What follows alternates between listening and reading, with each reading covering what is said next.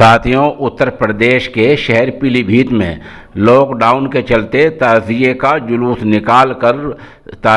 जुलूस निकालने पर पुलिस ने 53 लोगों के खिलाफ मुकदमा दर्ज किया है।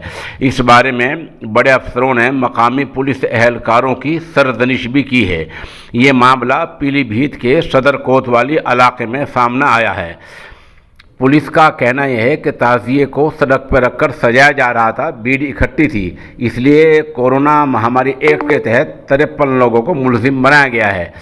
पीटीआई से जो खबर जारी हुई है उसमें अभी इन लोगों के नाम नहीं खोले गए हैं और नामों का खबर में कोई तज़किरा नहीं है।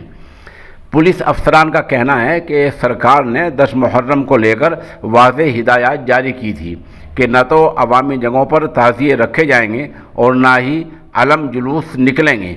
सरकार ने कहा था कि ताज़ियों को घर पर रखकर ही रसूमात अदा की जाएंगी।